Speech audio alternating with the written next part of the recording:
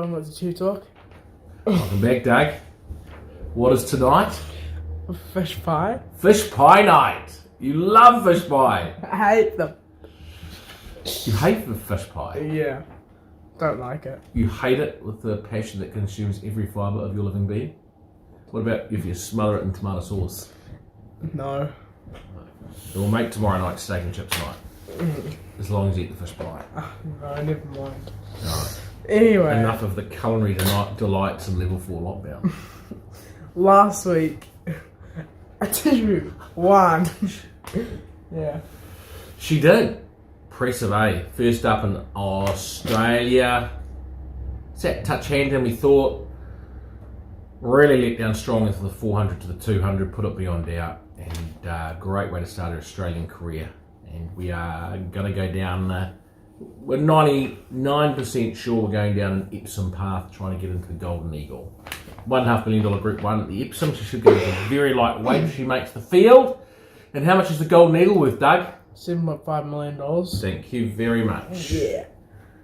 Skyman was a narrow second, fresh up. Superb run. Superb.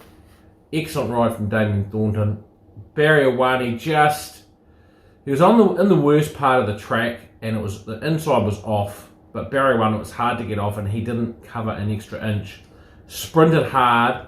Over 1,500 metres first up, he went up to win the race, hit the front, and as soon as he hit the front, he hit the wall for fitness. And he those last 3 or 4 strides just came to the end of it, and he got nailed by about half a head. But they went within 1/100th of a second of breaking the track record at Moonee Valley. So it was an awesome kickoff. Awesome. He is in for a really good season. He's got a big race in this time in. Stardom was a good second as well. He was a good second. We said to everyone to be top 3 chance, and he was. Got into a nice spot, and he hit his customary flat spot, which he always does at the 600, and was under the pump, but then he picked up, rallied late, got home really good. 1,800 was too short for him. Stepping up over ground, he's ready to win. And then... I was going to say Warrior Force 2 is our bet of the week. Just great run, but just from the draw, that's what cost him. Got back, roared home. I think it was the fastest last 600. Maybe you just suck at bet of the week. People say, why didn't you pick the other horses that came first, second? And because they've got bad instincts. No, I picked him because I thought he was well over the odds at 13s. Okay. And then how do you say this? Chablis, that's it. Was a good third resuming. Another of our imports, really, really good third resuming. He struck fresh up over 1,400, struck a heavy track on the Kensington track. Outside barrier, had to go back to last from that draw. He was fat, his coach still got to come out. Had nothing to take him to the race. He had to come wide himself. Sprinted really well to go up to them, and then just peaked on his run for fitness. Ran third. One to keep your eye on. He's a good horse. He's a good horse. This week on Saturday, race 8 at Ashburton, we have Sanctify. We do.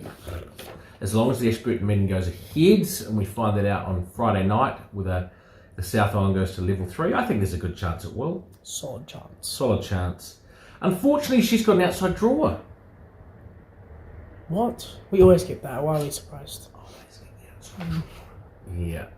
Outside drawer, and Ashburton can be a leader's track, so she's going to end up going back, I think.